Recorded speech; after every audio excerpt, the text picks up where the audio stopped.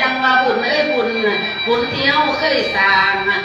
งบ่แบ่งหนทางให้พี่น้องได้เที่ยวไต่สร้างมีบาปมาแลนชินสร้างมีเวรมาแลนทองไว้ทำให้น้องแม่นห่างกันหันไม่สยองอุ้ยน้อโอ้ยลันนาฟังลำเด้อพอใส่ไปชิดินหนึ่งป่าเย้ชิดหน่อยเนาะอยู่ดีมีแห้งบาดดีสมควรเลวถวายผ้าลาเลิกขอเบิกทางแม่เจ้าที่มาโปรดเจ้ารักษาผู้ไปสู่โลกนี้ไปสู่โลกหน้าอย่าได้ด้วยขึ้นหลังไปปลูกฝังเงินสานอยู่วิมานเมืองป่าไปสะเด้อทางหน้าอย่าวนมานอกความเก่าไปสะเด้อมือเศร้าแก่เย้าอย่ามองหลังผู้สนเพิ่นได้ตั้งส่วนแบ่งได้มารับบาทเจ้ากลับขึ้นเสื้อเหลือใน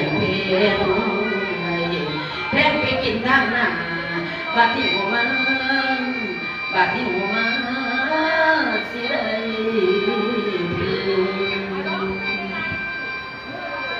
ไปอยู่ทั้งอยู่ไกลไปได้ย่างสบายรถเขาไปเก็บไข่ลูกไม่ไปทางไปทางลูกโน่นนั่งโน่นอย่านอนตาให้เจ้าไปทางหน้าลูกไม่อย่าเดินไกลไปเบื้องสายซุ้มแสงโคตรบุญอย่าลุ่มก่อนไปหอดแล้วถามเบื้องซุ้มเด็กหน่อยผู้เขาตายไปก่อนไปอยู่ดอนฟ้าหรือไปทางอยู่ขุมไปหอดแล้วถามเบื้องซุ้มเบื้องจุ่มพวกมัวเดียวกันเมียนไปผิดไปพานอยู่ใส่เดียวนี้ตายเป็นผีนี่เมื่อหน้าบ่ละนาสิ้น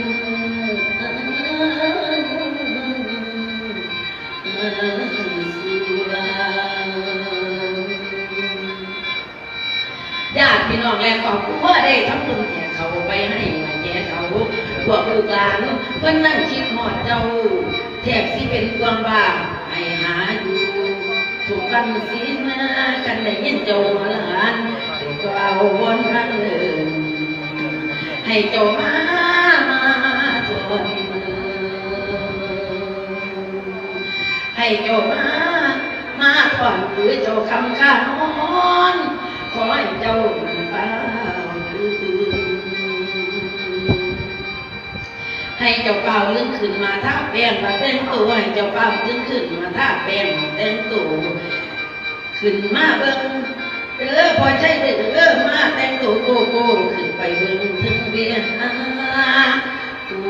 เทวดาอยู่สวรรค์เมืองหลวงให้เจ้ามาทอน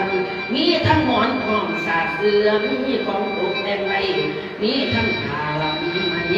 พวกลูกหลานคนได้ตกแต่งไว้ทุกสิ่งอย่างมีมาหมดพี่น้องใจรักสุดนั่งรอคอยเจ้าพี่น้องเขาเตรียมพร้อมเตรียมน้ำหอมไว้สมโภชเทศสมโภชมีพร้อมมีมาเป่าหอมบุญเมื่อนี้พวกพี่น้องได้แต่งกองพลาส่งไปหาดวงวิญญาณอยู่สุขสบายบ้างมาเด้ออายพอใช่เอ้ยมาเอาเงินไปจ้างยมที่บ้านท่านผู้ใหญ่จ้างให้เพิ่นพาไปเมืองวิมานผ่านฟ้าเมืองวิมานผ่านฟ้าไปค่อยตาว่าเบิ่งดาวเดโนให้เจ้ามากินข้าว